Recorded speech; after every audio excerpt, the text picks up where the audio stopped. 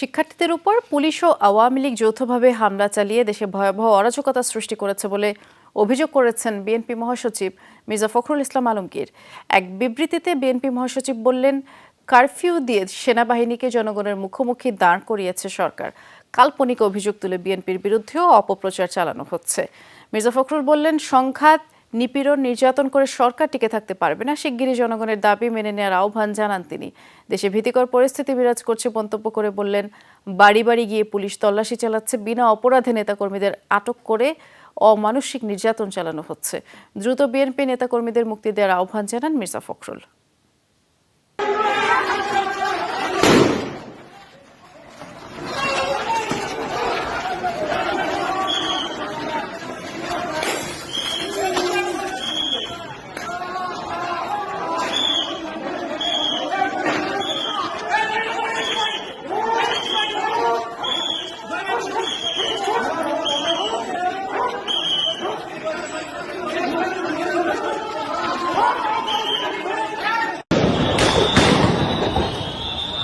কাজটা ঠিক করলো না।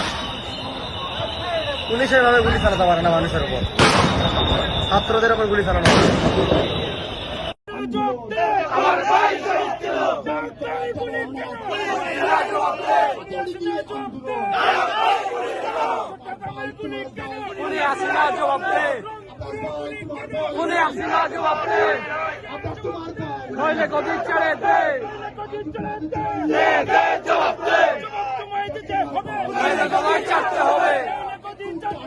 জবাব তোমায় দিতে হবে, নইলে গদি চাটতে হবে। জবাব তোমায় দিতে হবে, নইলে গদি চাটতে হবে। হয়ে গেলাম রাজাকার, চেয়েছিলাম অধিকার। রাজাকার রাজাকার, তুমি কে আমি কে? রাজাকার রাজাকার, ট্রেনিং জমা দেই না, অস্ত্র জমা দিয়েছি। ট্রেনিং জমা দেই নাই, বিনা যেতে দেব না আমার ভাই।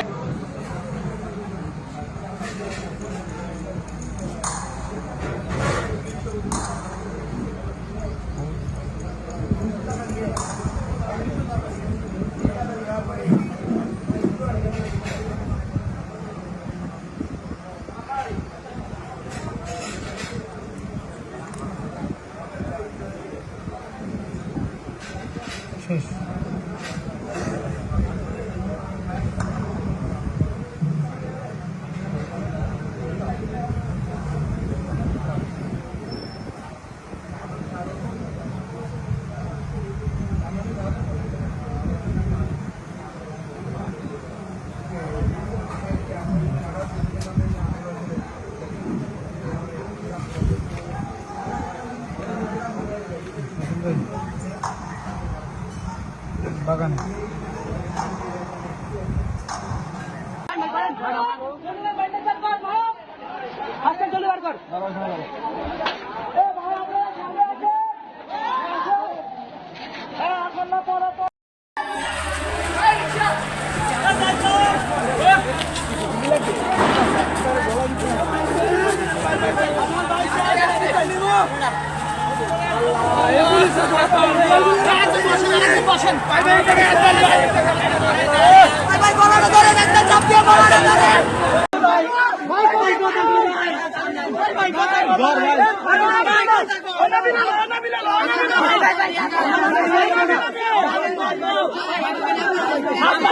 হাসপাতালে হয় না এই যে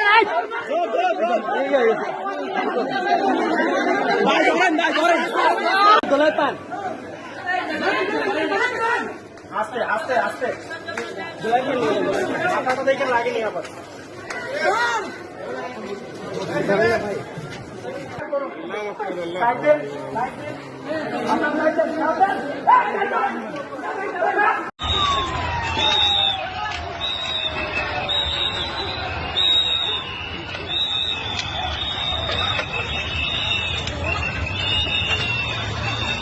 ইস্পাতকে নিক্ষেপ হচ্ছে। জবাব চাই, জবাব চাই, আমার ভাই মরল কেন?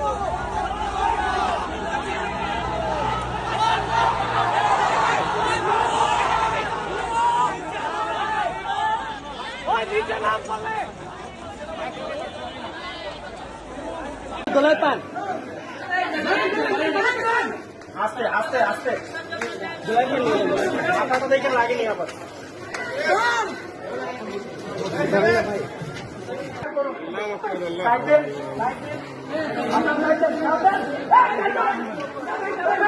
আপনাকে কোথায় পাওয়া গেছে? আমাকে পাওয়া গেছে মসজিদে। আন্দোলনে এসেছেন? আমি নিউ মার্কেটে আমাদের দোকান আছে, ওইখানে গিয়েছিলাম। ওইখান থেকে আমি বাসে যাওয়ার সময় এখানে বোম মারছে, আমি ভয় এটার ভিতরে ঢুকা মসজিদে ঢুকাছি।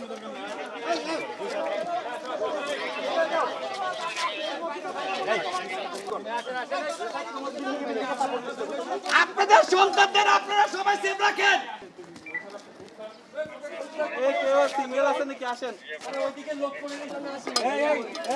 আন্দোলনে আসি নাই, আন্দোলনে আসি নাই ভাইয়া, আমরা আন্দোলনে আসি নাই। বাসা নবাবগঞ্জ, আমি চাকরি করি নিউ মার্কেটে।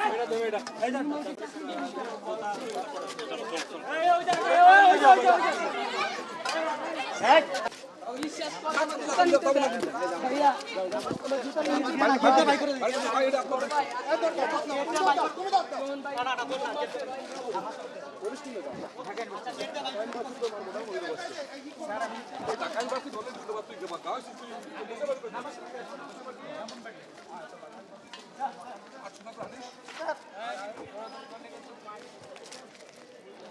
আপনি কি আন্দোলনকারী? দুই তিনজন পয়সা ছিলাম স্যার, ভয় না স্যার, আমি নামাজ পড়তে গেছিলাম। কিছু মারি নাই। বাসা কোথায় আপনার? আমার বাসা ব্রাহ্মণবাড়িয়া। ব্রাহ্মণবাড়িয়া। এখানে আসলেন কিভাবে? এখানে আমি ঢাকা ইউনিভার্সিটিতে পড়ি। থাকছেন কোথায়? আমি থাকতাম হলো আজিমপুর, হলে থাকতাম না। ওইখানে কি হয়েছিল? আপনাকে কোথায় পাওয়া গেছে? আমাকে পাওয়া গেছে মসজিদে, নামাজ পড়তে গিয়েছিলাম। তো নামাজ পড়তে গিয়েছিলেন, এখন এখানে আসলেন কিভাবে? কেন আসলেন? স্যার এখানে আসলাম না, আমি মানে দেখতে আসছিলাম, নামাজের টাইম হয়ে গেছে, ভিতরে চলে গেছি আমি। না না, আমি ঢিল মারি না, আমার কখনো নেচারই ছিল না মানে কারো দিকে মানে ঢিল মারার মতো কোনো মানে আমি ছিলাম না। কোন ক্লাসে পড়েন আপনি? আমি ইন্টার সেকেন্ড ইয়ার এবার। জি। কোন কলেজে পড়েন? উদাহরণ জি। আপনাকে কোথায় পাওয়া গেছে? আমাকে এই কোয়ার্টারে পাওয়া গেছে। কি করছিলেন এখানে? যে আমরা মসজিদের স্থান করছিলাম। আপনি কি আন্দোলনে এসেছেন? জি জি। বাসা কোথায় আপনার? বাসা আমার কামরাঙ্গীরচর। এখান থেকে এসেছিলেন? জি। আপনি কিসে পড়েন? পড়াশোনা করি না ভাই, আমি নিউ মার্কেটে আমাদের দোকান আছে, ওইখানে গিয়েছিলাম। ওইখান থেকে আমি বাসে যাওয়ার সময় এখানে বোম মারছে, আমি ভয় এটার ভিতরে ঢুকা মসজিদে ঢুকাছি। ইমাম সাহেব বললাম, স্যার আমার একটু দেখেন, বাইরে এরকম গোলাগুলি চলতেছে, এখানে বসো, গোলাগুলি শেষ হলে বের হয়ে যাও। এখান থেকে ধরে নিয়ে আসছে। আমি নাকি বাসা কোথায়? লালবাগ, নবাবগঞ্জ। আপনি কি আন্দোলনে এসেছেন? জি না ভাই, আন্দোলনে আইনি নাই ভাই, বিশ্বাস করেন ভাই। আপনি কোথায় যাচ্ছিলেন? আমি যে ঢাকা স্কলার আজিমপুর মানিকবার বহুত কাম করছি আমরা খামা খাবি একটু ভিডিও টিপ লাগছে ভিডিও রান্না তো জানলে তো আমি বুঝাই দিতাম আপনি এখানে দাঁড়ায় ভিডিও করতেছিলেন? না স্যার এনে ভিডিও দিতে পারবেন না স্যার। আপনি এখানে ভিডিও করতেছিলেন? না এখানে ভিডিও দিতে পারবেন না স্যার, এখানে ভিডিও দিতে পারবেন না আপনি এজেন্ট হয়ে আইছেন কেন? স্যার। এখানে ভিডিও দিতে পারবেন না স্যার। স্যার এখানে ভিডিও আমি করি নাই স্যার, কারা এজেন্ট হয়ে আসছেন এখানে? এখানে ভিডিও করি নাই স্যার। আমি বললাম আমি তো কোন জায়গায় কাজ করি, আমি সমাজ কল্যাণ কাম করি। আমি তো বুঝলেন না স্যার, এই জায়গায় ভিডিও করি। কেন ভিডিও করছেন?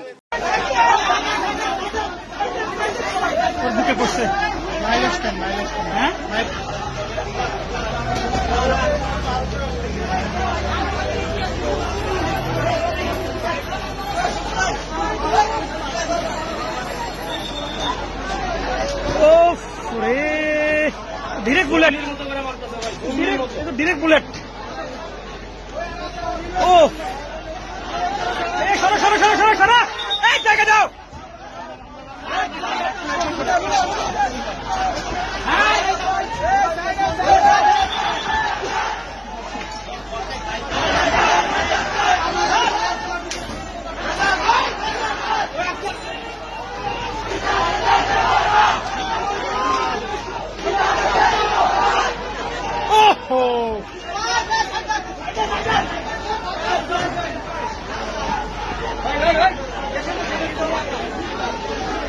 এদের শক্তি আর এনার্জি আছে, বিদায় এরা ঠিক আছে।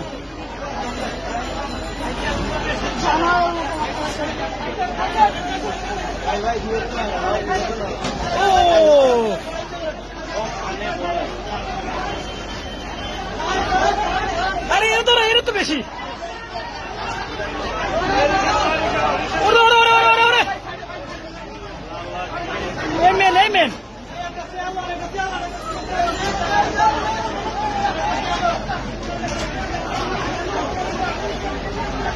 আহেরি ও তো শেষ ওরে ভাষা না হলে 100 মারছে রে একটু ক্লিয়ার করেন গেটটা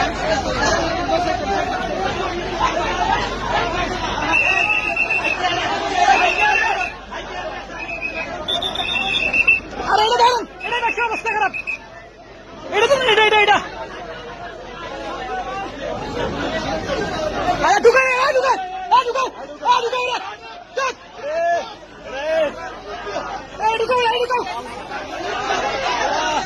আল্লাহু আকবার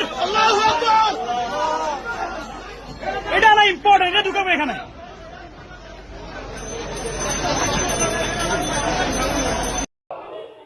To Bangladesh now, where there have been days of violent clashes between police and students protesting a government job quota system. More than 100 people have been killed, and the government has ordered a curfew and deployed military forces. Now, a Deutsche Welle investigation has revealed that vehicles with UN markings have been deployed in the crackdown. The United Nations has called the violence against student protesters shocking and unacceptable. And this footage, monitored by DW's investigations unit, clearly shows UN markings on armored personnel vehicles that are being used against the demonstrations. Now, these pictures show similar vehicles with regular Bangladesh army markings. The investigation comes after rights groups questioned Bangladesh's involvement in a number of peace missions. A DW probe in May showed that Bangladesh had deployed officers implicated in cases of torture and killings as UN peacekeepers. And I'm very pleased to welcome Birgitta Schulke from DW's investigative unit, who recently revealed how suspected human rights abusers from Bangladesh were deployed on those UN peace missions. Let's start with this investigation into the insignia on these vehicles. Just to be clear, it doesn't seem like these are actually vehicles that have been sent by the UN to Bangladesh, right? No, not at all. And that might be the problem. To understand how the vehicles with the insignia of the UN could end up there in the midst of the protests, we have to understand that Bangladesh, as a troop-contributing country, not only contributes troops, but also equipment to the UN. So Bangladesh is the third biggest contributors to UN peace missions. And so they have a lot of these sort of vehicles with UN insignia in their stock. Actually, when we went there to shoot, to film in Bangladesh for our latest investigation, we saw a lot of these sort of vehicles with UN insignia on the UN training ground in Bangladesh, close to the capital, Dhaka. It's pretty remarkable to see these vehicles on the streets of Dhaka with the Bangladesh military. Has there been reaction from the United Nations to this? For the UN, it's obviously a huge issue that these vehicles with the UN insignia were in the midst of a brutal crackdown on demonstrators, which left many, many young people dead, right?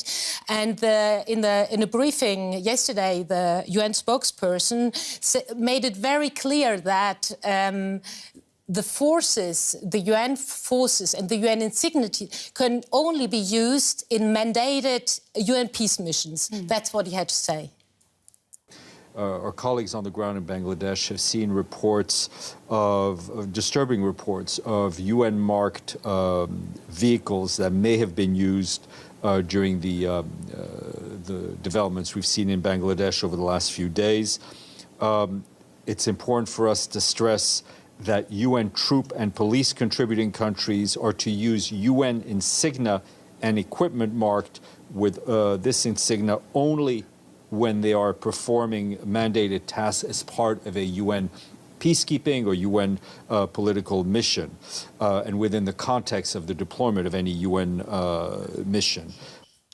So the UN is alerted, and this comes to a time where the contribution of Bangladesh to UN peacekeeping missions is under huge criticism. Especially human rights groups are demanding to exclude Bangladesh from UN missions because of their bad human rights track record. And do you think there could be any consequences here for Bangladesh coming out of this?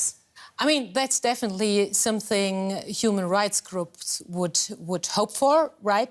But in the last years, the UN peacekeeping has been very cautious to openly criticize Bangladesh. I mean, they are the third biggest troop contributor, and we saw the same after our investigation, which revealed that members of a special unit which is responsible for huge human rights violations inside of Bangladesh were awarded with these lucrative UN peace missions, especially two deputy directors of the infamous intelligence unit of who runs a huge network of torture cells. So after our investigation was published, UN said, yeah, they would investigate the matter, but until now, nothing has happened. So I think the UN is in a dilemma because they don't want to criticize Bangladesh openly because they are huge contributors to troop, and they, as sources tell us, have often said they would pull back all their troops if the UN starts criticizing them too much. Definitely a difficult political situation there. Well, thank you so much for your reporting on this. That is DW's Brigitte Schulke. Very much appreciate your insights here in the studio.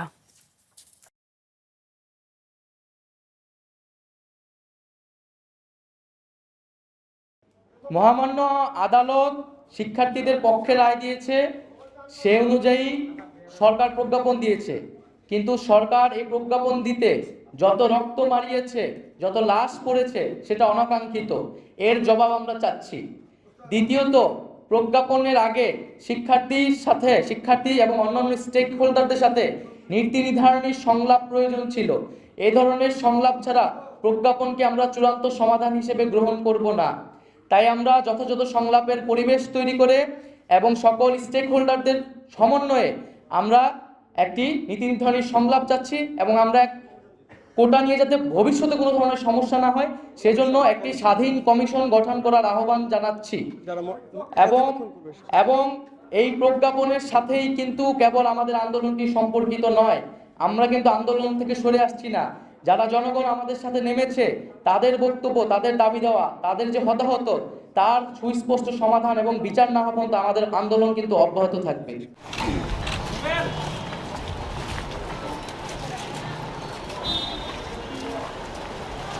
আমরা আমাদের জায়গা থেকে শিক্ষার্থী সমাজ আবার বিনয়ের সাথে 2 দিনের একটি আলটিমেটাম দিচ্ছি ওই 4টি জরুরি দাবি নিয়ে।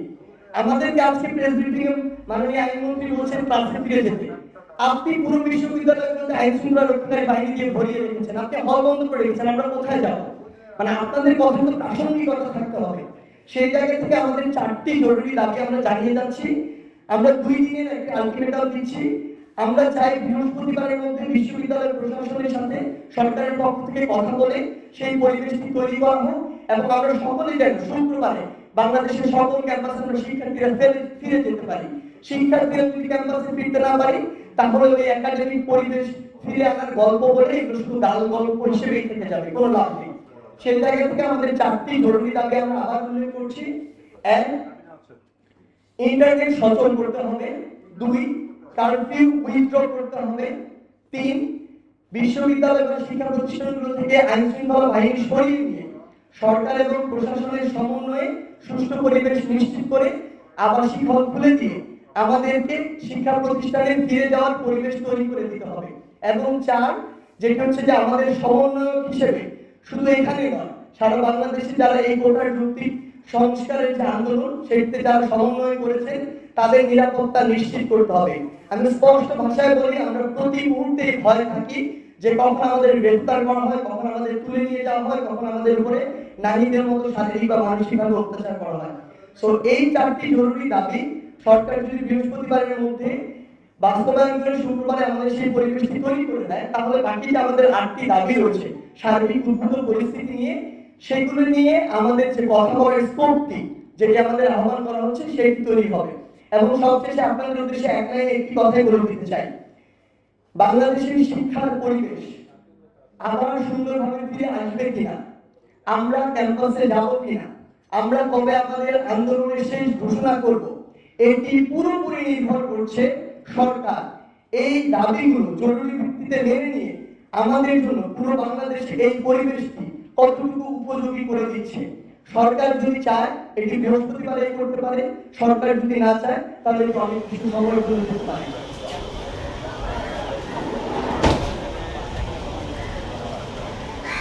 সরকারের দায়িত্বশীল ব্যক্তিরা বিতর্কিত এবং উস্কানিমূলক বক্তব্য দেয় এবং পরবর্তীতে ছাত্রলীগ এবং যুবলীগের সন্ত্রাসী কর্মকাণ্ড এবং আইন শৃঙ্খলা বাহিনীর অন্যায়ভাবে দমন পীড়ন ও হামলা মামলা চালিয়ে এক রক্তক্ষয়ী পরিস্থিতি তৈরি হয়, যেটি অনাকাঙ্ক্ষিত ছিল। বিশ্ববিদ্যালয় প্রশাসন ও আইন শৃঙ্খলা বাহিনী যখন শিক্ষার্থীদের নিরাপত্তা দিতে ব্যর্থ হয়, তখন আমরা অভিভাবক, শিক্ষক সহ school, college, private, public, national সকল ধরনের শিক্ষার্থীদের এবং সর্বস্তরের নাগরিকদের রাজপথে নেমে আসার আহ্বান জানাই আমাদের নিরাপত্তার জন্য। ছাত্র নাগরিকরা প্রতিরোধ গড়ে তোলে এবং পরবর্তীতে আমরা দেখতে পাই যে সারা দেশে ইন্টারনেট বন্ধ করে এক ধরনের ডিজিটাল ক্র্যাকডাউন পরিস্থিতি তৈরি করা হয় এবং শিক্ষার্থীদের হলগুলো থেকে বিতাড়িত করা হয়, যা সুস্পষ্ট মানবাধিকার লঙ্ঘন।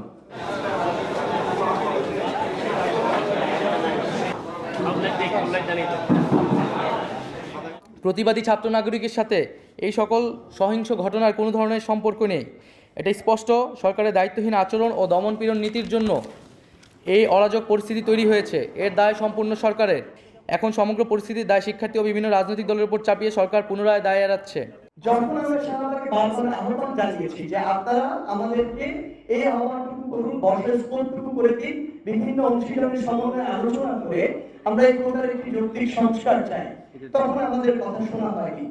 সেই দাবিকে ভাঙচুরে আপনারা পরিণত করে সেই দাবিকে মেনে নিতে গিয়ে 300, 400 কিংবা নানা যারা অজানা অসংখ্য মানুষের লাশ ফেলে দিয়ে আজকে আপনি ঠিকই সেই দাবিটি পূরণ করতে যাচ্ছেন। কিন্তু এই যে ক্ষতিগুলো হয়ে গিয়েছে বাংলাদেশের অসংখ্য পরিবারে, এগুলো আসলে কখনো পূরণ করা সম্ভব নয়। তাহলে এই যে জিনিসগুলো হয়েছে এগুলো দায় কোনদিন সরকার এড়াতে পারে না। আজকে সরকারি নীতি নির্ধারক মহলের বিভিন্ন মন্ত্রী যেভাবে সংবেদনশীল বক্তব্য দিচ্ছে, এমন একটি বক্তব্যের প্রত্যাশা আমরা শাহবাগে 10 দিন ছিলাম, কিন্তু তখন তারা আমাদেরকে বিভিন্ন ট্যাগ দিয়েছে। তো এই জায়গাগুলো আসলে এখন সরকারের জায়গা থেকে যত কিছুই বলা হোক না কেন, এটা কখনো এই পর্যন্ত আসার কথা ছিল না। Thank you, Matt. Massive killings going on in Bangladesh, as you know. Bangladesh security forces given shot on sight, and nobody knows the death toll. Internet shutdowns for 50 days today, and its death toll crosses hundreds. And government is using their Supreme Court, Supreme Court, to control the voices of the students. So it's just unthinkable situation. And I saw the many members of the Congress, human rights organization, asking to and expressing their solidarity with the student movement. Nobel laureate Professor Muhammad Yunus urged the world leaders, including US and United Nations, to act promptly to rescue the Bangladeshi people and the democratic rights. So what is your comment on this? So we are closely following developments in Bangladesh. We continue to call for calm and de-escalation. We condemn all recent acts of violence in Bangladesh and reiterate our unwavering support for peaceful assembly. In addition, we remain deeply concerned by reports of ongoing telecommunications disruptions across the country, which limit the ability of people in Bangladesh, including American citizens, to access critical information. We call on the government to restore internet service. We condemn the reported shoot-on-sight orders that have been given and call for those to be rescinded. And of course, I would just as a final thought with respect to the situation, reiterate that media freedom is an essential building block of a thriving democracy. It is essential that journalists in Bangladesh, as is true everywhere in the world, be able to function freely. One thing is around no interruptions, just around, one at a time. The Bangladeshi people are protesting everywhere in the world, in front of the State Department, White House, Times Square. But the UAE, when they are protesting in the Dubai, some places in UAE, they sentenced 57 Bangladeshi for 11 years. Why they are protesting against their own government? So what is your comment? And finally, do you rely on Bangladesh regime as you are calling and urging they will entertain your call and urge, As we see in last 15 years, Bangladesh is run by authoritarian regime, and they are trying to keep their power by any means using the security forces. So with respect to the first question, I wasn't aware of that report, so I'm reluctant to comment on it, as always the case when I don't have perfect information here. But when it comes to the government in Bangladesh, it's a government with which we've worked on a number of issues, but we also make clear when we have concerns, as I believe I just did. One follow-up. Go ahead. Thank you so much, Saeem. I know that you will tell already that you told, but the widespread violent protest happened in Bangladesh recent days, and already Bangladesh Supreme Court on Sunday rolled back most of the controversial quotas on government jobs. That is, they now send back to the government that this quota system they should change, and they are taking this time. Maybe they're giving the ruling from government would be 93% of government job will be free for the without quota. But my question, already my colleague asked about that. I want your comment on that. I will write it. In light of recent sentencing of 3 Bangladeshi to life imprisonment in United Arab Emirates, just they were protesting in what happening in Bangladesh. How does the State Department view the development in terms of human rights and diplomatic relation between the United Arab Emirates, Bangladesh, and the United States? Additionally, what step, if any, in the United State Department considering to address the broader issue of the treatment of foreign workers in the United Arab Emirates and Saudi Arabia? Well, let me just say, so I said 60 seconds ago, I wasn't aware of that specific report. I obviously didn't sneak out of the room and read about it between the time he asked his question, you asked yours. So I am still unaware of that specific report, so can't comment on it in any detail. One follow-up back. No, and did you have another one? Yeah, just if you have a comment on the ruling of Bangladesh Supreme Court that no, because with respect to the underlying quota system and whether it goes forward, whether it's rescinded, that's an internal matter for Bangladesh to decide. Where we feel the need to speak out is on acts of violence, on the shutdown of the internet, and other things that impact fundamental human rights, human dignity, human freedoms. Thank you so much. Matt, thank you. The current situation in Bangladesh, is the military is taking over the power now? What do you have comment on that? I think military is taking over. I just don't have an assessment on that. Go ahead. Matt, how are you? My name is Jacob Milton. I'm representing. I'm good. Thanks for asking. No one ever does that. Thank you. Most of your colleagues don't care about my underlying feelings up here. They're quite indifferent to them. In fact, we all do. I would not. Of course, the feeling is not mutual. I care about all of your we all underlying Matt, status. So far, about 1,000 people are being slaughtered, and another 1,000, 2,000 people become the victim of enforced disappearance by the government forces in Bangladesh. Also, there is a eyewitness news and my reporter in the border. There is infiltration of Indian forces and Humvees military vehicle inside Bangladesh, aiding Bangladesh police, RAV, and BGB in enforced killing and enforced disappearance, extrajudicial killing and enforced disappearance. Other than general awareness, other than general concern of America, does America has any plan to take the side of Bangladeshi people to protect them, protect their right? So, as I just said, we condemn all acts of violence, and we condemn acts of violence no matter who they are perpetrated by or perpetrated against. And so, of course, we stand with the Bangladeshi people. We support freedom of assembly. We support peaceful protests. But when it comes to acts of violence, whether they be committed by people conducting protests or by government authorities, we condemn them in all instances. Okay, Matt, last thing I would like to discuss. Secretary Blinken, he is visiting South Asia. He is concerned, he is very much showing solidarity with the people of South Asia, and that is really very good thing for the Asian people. Now, to protect America's national interest in Bangladesh, people views if there is a caretaker government under the leadership of Dr. Mohammed Yunus with the strong ties with US government and European Union, Bangladeshi people may have their right back to cast their vote, and they would like to see the peaceful society in the country. I know America is aware and concerned, but awareness and concern did not stop thousands of people are getting killed, thousands are getting disappearing from their house. Is there anything else that people can expect from America? So we will continue to make our concerns clear, and we will continue to speak with our partners in the international community about concerns that we have. But when it comes to, it's not so much the premises of your question, but as somewhat a point that you raised, as opposed to alternative leadership in Bangladesh, that ultimately is a question for the Bangladeshi people, not the United States of America. Go ahead.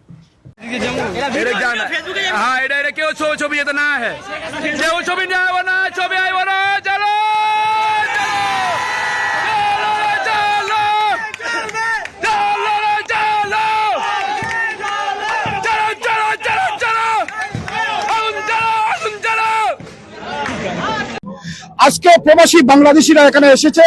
বাংলাদেশে যেভাবে এই জালিম mafia খুনি সরকার গণহত্যা করতেছে, পাখির মতো গুলি করে মানুষ হত্যা করতেছে, তারই প্রতিবাদে আজকের এই সমাবেশ।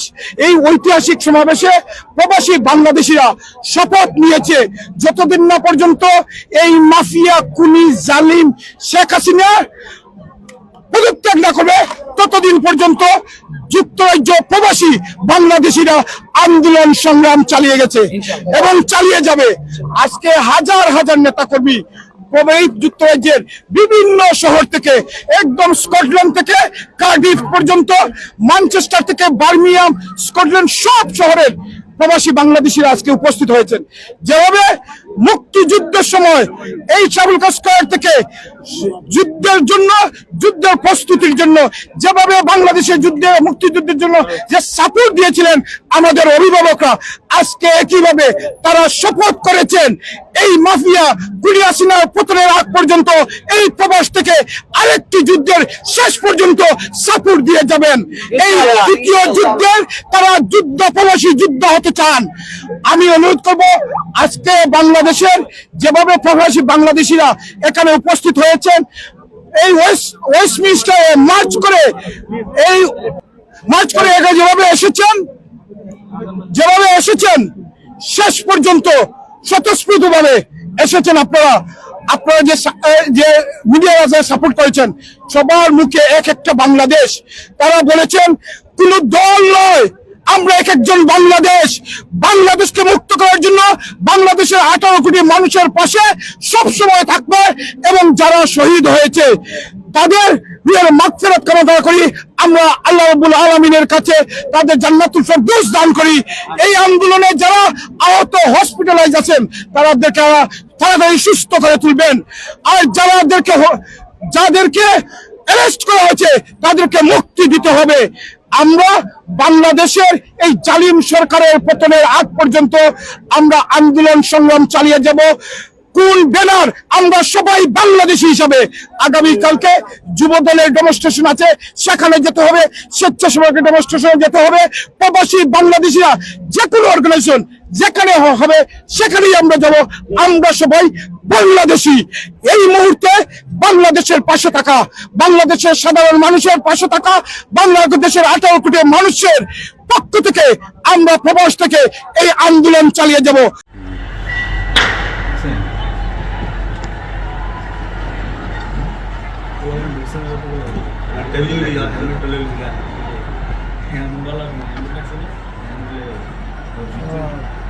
এইখানে দেখেন, ওখান থেকে কিছু দেখতে পারবেন না।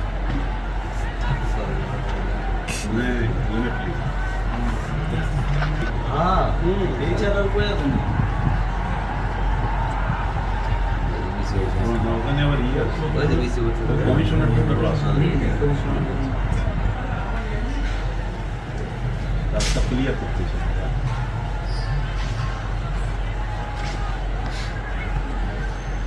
ভিতরে আসে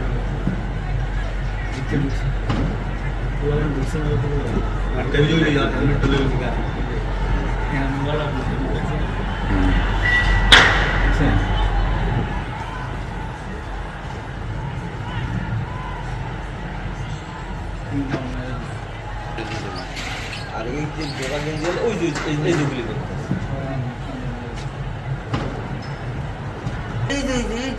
গেঞ্জি গেঞ্জি গেঞ্জি গেঞ্জি গেঞ্জি গুলি করছে, এই যে হেলমেট গেঞ্জি, এই যে ওই যে ড্র গেঞ্জি এলা ওই যে ওর হাতে পিস্তল।